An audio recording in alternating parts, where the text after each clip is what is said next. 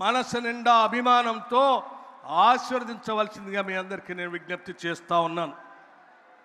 మిత్రులారా, కేవలం రైతు భరోసా మాత్రమే 9,000 కోట్లు రిలీజ్ చేసి మేము అక్కడ కూర్చోలేదు. రైతుని రాజుగా చూడాలనేటువంటి ఆలోచనతో రైతు భరోసాతో పాటు పండించిన మీ పంటని, ధాన్యం కొనుగోలుని సివిల్ సప్లై శాఖ మంత్రులు ఉత్తమ్ కుమార్ రెడ్డి గారి నాయకత్వంలో కొనుగోలు చేయటమే కాదు, కొనుగోలు చేసిన ధాన్యాన్ని మీ అకౌంట్లో టంచనగా నిధులు వేసిన సంగతి కూడా మీ అందరికీ తెలిసిందే. మీరు మొక్కజొన్న పండిస్తే, జొన్న పండిస్తే ఈ దేశంలో ఏ రాష్ట్రం కొనుగోలు చేయకపోయినా మన రాష్ట్రంలో, మన ప్రాంతంలో మన రైతాంగ సోదరులు మొక్కజొన్న పండించారు, జొన్నలు పండించారు.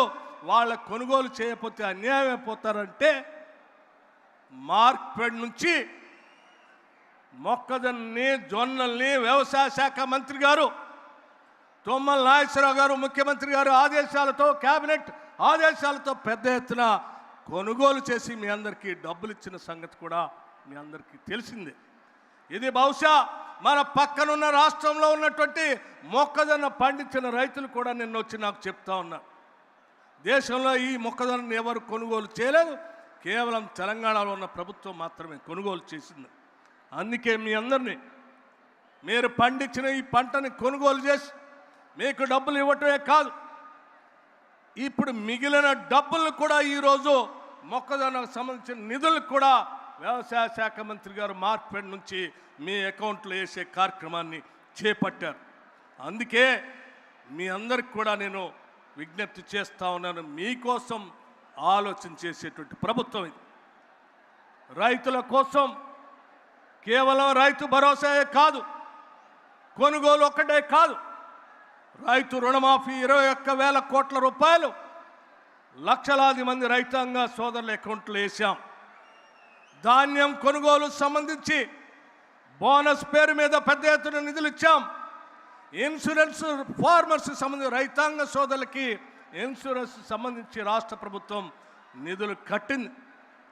క్రాప్ డ్యామేజ్ గత 10 సంవత్సరాల్లో టీఆర్ఎస్ ప్రభుత్వం ఏనాడు కూడా క్రాప్ డ్యామేజ్ గురించి ₹1 కూడా ఇవ్వలేదు.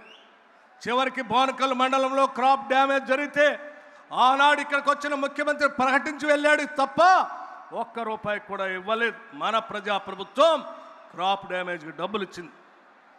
ఇందిరమ్మ ఆత్మీయ భరోసా, farm mechanization, central schemes, irrigation schemes expenditure, ఇతర వ్యవసాయ అవసరాలు స్కీమ్స్ సంబంధించి మొత్తంగా కేవలం 2.5 సంవత్సరాల్లో 1,67,877 కోట్ల రూపాయల్ని వ్యవసాయ రంగానికి, రైతుల కోసం ఈ రాష్ట్ర ప్రభుత్వం, ప్రజాప్రభుత్వం వెచ్చించింది అని చెప్పడానికి నేను చాలా సంతోషిస్తూ ఉన్నాను. మిత్రులారా, ఇదంతా కేవలం 2.5 సంవత్సరాల్లో మాత్రమే చేసింది. అంతేకాదు, మీ అందరికీ తెలియాల్సిన మరొక విషయం, చాలామంది పెద్ద మనుషులు కాంగ్రెస్ వస్తే కరెంట్ ఉండదని మాట్లాడారు. నేను వాళ్ళందరూ చాలా స్పష్టంగా చెప్పాను, కాంగ్రెస్ అంటేనే కరెంటు, కరెంట్ అంటేనే కాంగ్రెస్, ఉచిత కరెంటు పేటెంట్ కాంగ్రెస్ పార్టీ అనే సంగతి చెప్పాం. ఉచిత కరెంటుని సంవత్సరానికి రైతాంగ సోదరుల కోసం 14,000 కోట్ల రూపాయలు మీరు వాడుకునేటువంటి పంప్ సెట్లు సంబంధించిన బిల్లుల్ని రాష్ట్ర ఆర్థిక శాఖ నుంచి నేరుగా కరెంటు శాఖకు కడతా ఉన్నాం. ఇది ఒక పక్కన చేస్తూనే ఆధునిక దేవాలయాలుగా ఆనాటి తొలి ప్రధాని పండిట్ జవహర్లాల్ నెహ్రూ గారు ఈ దేశ ప్రధానిగా ఆలోచన చేశారు. తినటానికి తిండి లేనటువంటి పరిస్థితుల్లో కరువు కాటకాలతో చనిపోతున్నటువంటి ప్రజానికాన్ని రక్షించడానికి ఉన్న ఏకైక మార్గం బహుళార్థక సాధక ప్రాజెక్టులు కట్టడం. అందులో భాగంగానే ఏనాడో 1955 10వ తారీఖు డిసెంబర్ 1955 నాడు ప్రధాని జవహర్లాల్ నెహ్రూ గారు వేసినటువంటి పునాది నందికొండ దగ్గర ఒక తట్టలో ఇంత మట్టి మోసుకొని ప్రధానిగా ఆ నందికొండ దగ్గర పునాదులేస్తే ఆ ప్రాజెక్ట్ని పూర్తి చేసి 312 టీఎంసీల కెపాసిటీతో పూర్తి చేసి మనందరి ప్రియతమ నాయకురాలు శ్రీమతి ఇందిరాగాంధీ గారు ప్రధానమంత్రిగా ఆ సాగర కాలువ నీళ్లు లెఫ్ట్ కెనాలు రైట్ కెనాలు నీళ్లు వదిలిపెడితే అక్కడ లాకులు ఎత్తితే బిరబిరా పారుతూ కొన్ని వందల కిలోమీటర్లు ప్రయాణం చేస్తూ మనం దుక్కి దున్నే పొలంలో మనం నిలబడితే మన కాళ్ళకి కృష్ణా నది నీళ్లు తాకి ఈ పంటలు పండించుకుంటూ ఈరోజు మనం సుభిక్షంగా ఉంటున్నాం. చివరికి చింతకాణి మండలంలో ఉన్నటువంటి రైతులంతా ఈరోజు 5 ఏళ్లతో అన్నం తింటున్నామనంటే అది కేవలం నాగార్జున సాగర్ నీళ్లు మాత్రమే తప్ప ఆ తర్వాత ఒక్క చుక్క నీరు కూడా ఎవరు మనకి ఇవ్వలేదు. అందుకే వీటిని ఆధునిక దేవాలయాలని చెప్పి 1967లో దీన్ని ప్రారంభం చేస్తే ఒక్కసారి ఆలోచన చేయండి.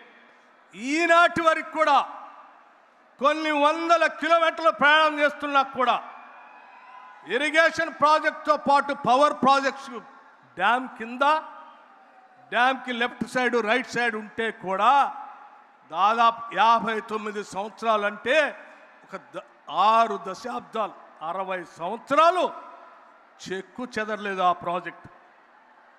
అది కాంగ్రెస్ పార్టీ నిబద్ధతకి ప్రజల పక్షాన కాంగ్రెస్ పార్టీ కట్టేటువంటి ప్రాజెక్టుకి నిదర్శనం అని చెప్పడానికి నేను అది ఒక ఉదాహరణగా చెప్తా ఉన్నాను. అదే స్థాయిలో శ్రీశైలం బహుళార్థక ప్రాజెక్ట్ 1982లో ఇందిరాగాంధీ గారు నెహ్రూ గారు ఫౌండేషన్ వేస్తే 82లో మొదలుపెట్టిన ప్రాజెక్ట్ ఒక పవర్ ప్రాజెక్ట్తో పాటు ఇరిగేషన్ ఇస్తూ 308 టీఎంసీల కెపాసిటీతో ఈనాటి వరకు కూడా చెక్కు చెదరలేదు. అక్కడున్న స్టోరేజ్ నీళ్లతోనే ఈరోజు కూడా నాగార్జున సాగర్కి నీళ్ళు వస్తున్నాయి, అక్కడ నుంచి మన పొలాలకు నీళ్ళు వస్తూ ఉన్నాయి. అలాగే జోరాల ప్రాజెక్ట్ 1981లో మొదలుపెట్టిన కట్టినటువంటి ప్రాజెక్ట్ ఈనాటికి కూడా చెక్కు చెదరలేదు. రైట్ కెనాల్ లెఫ్ట్ కెనాల్ ద్వారా మల్టీపర్పస్ డ్యామ్గా అది పనిచేస్తూనే ఉంది. అది కృష్ణా నది పైన చివరికి పులిచింతల ప్రాజెక్టులు కూడా ఆనాటి కాంగ్రెస్ ప్రభుత్వాలు కట్టాయి. మిత్రులారా, గోదావరి నది పైన ఎస్ఆర్ఎస్పి శ్రీరామ్ సాగర్ ప్రాజెక్ట్ 112 టీఎంసీల కెపాసిటీతో 1977లో 10 లక్షల ఎకరాలకి సాగునీరు అందించేటట్టుగా 4 కాలువలతో కాకతీయ సరస్వతి లక్ష్మి ఫ్లడ్ కెనాల్తో కడితే ఈనాటికి కూడా ఆ ప్రాజెక్టు చెక్కు చెదరలేదు. ఈనాటికి కూడా కాకతీయ కెనాల్ ద్వారా మన ఖమ్మం జిల్లాలో ఉన్నటువంటి తిరుమలాయపాలానికి కూడా నీళ్ళు వస్తూ ఉన్నాయి. దీని కెపాసిటీ 212 టీఎంసీలుగా ఉంది. అట్లాగే శ్రీపాద ఎల్లంపల్లి ఆనాటి కాంగ్రెస్ ముఖ్యమంత్రి డాక్టర్ వైఎస్ రాజశేఖర రెడ్డి గారు 2004లో ఆ ప్రాజెక్ట్ని మొదలుపెట్టి పూర్తి చేసి మనకు అందిస్తే ఈనాటికి కూడా అది చెక్కు చెదరలేదు. ఇప్పటికి కూడా అద్భుతంగా కొనసాగుతూనే ఉన్నాయి.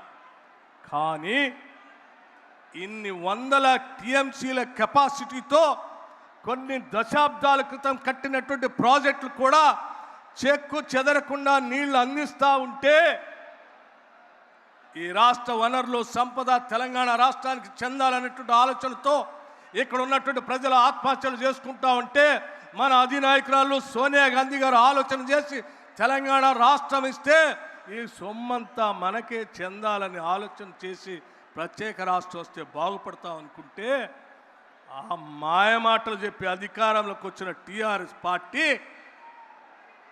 కాళేశ్వరం కట్టక ఒక ప్రాజెక్ట్ కట్టిందయ్యా. కాళేశ్వరం ప్రాజెక్ట్ ఏమైందయ్యా? కాళేశ్వరం 1,00,000 కోట్ల పైబడి కట్టి కూల్చేశారు తప్ప ఒక్క చుక్క నీళ్లు కూడా మనకు ఉపయోగపడే పరిస్థితి లేకుండా పోయింది.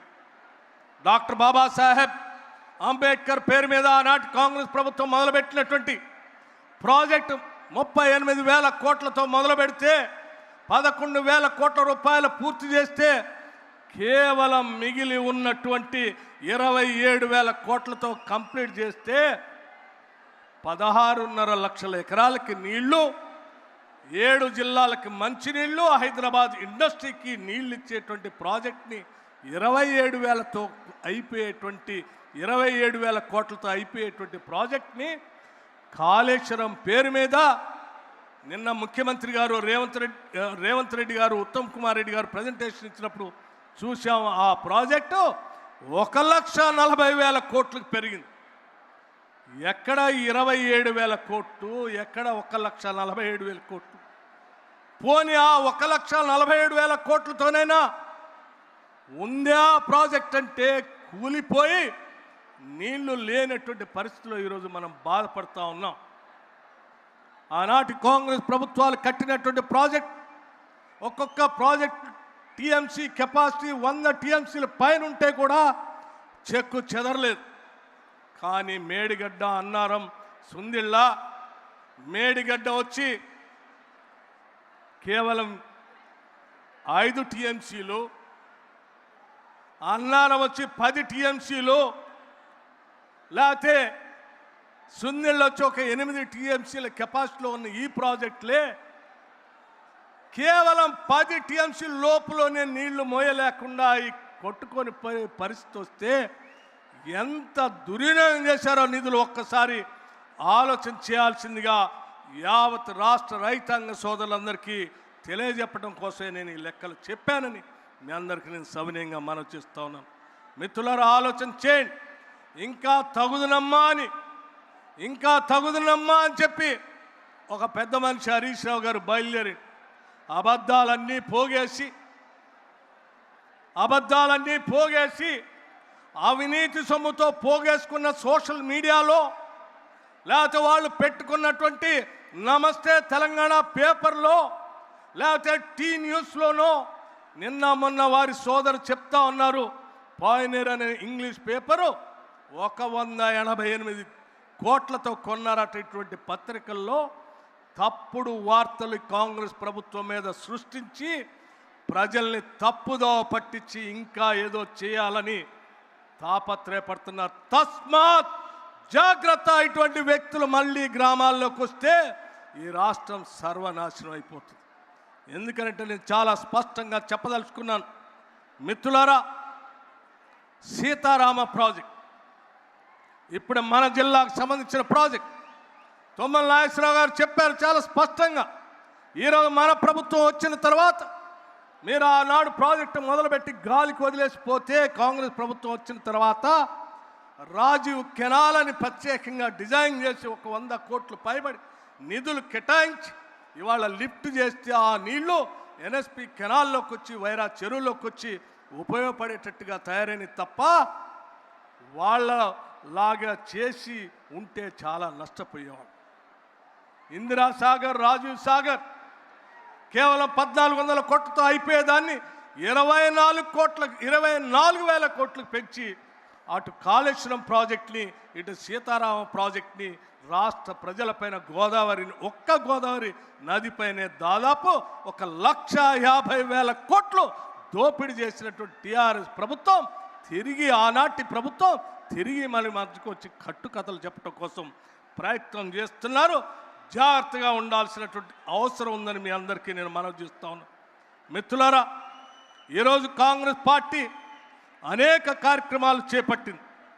మీ అందరికీ నేను చాలా స్పష్టంగా చెప్పదలుచుకున్నటువంటి అంశం, ఆనాడు టీఆర్ఎస్ పార్టీ చేసినటువంటి అరాచకాలు, మిగులు బడ్జెట్, ఆ మిగులు బడ్జెట్తో పాటు 8,21,000 కోట్లు అప్పు చేసి పోతే ఈనాటి ప్రభుత్వం ఆ అప్పుకు సంబంధించి కేవలం 2.5 సంవత్సరాల్లో 2,08,000 కోట్ల అప్పు కట్టి కూడా 2,08,000 కోట్ల అప్పు కట్టి కూడా ప్రతి నెల ఉద్యోగస్తులు జీతాలు ఇచ్చేటువంటి కార్యక్రమం చేపట్టాం.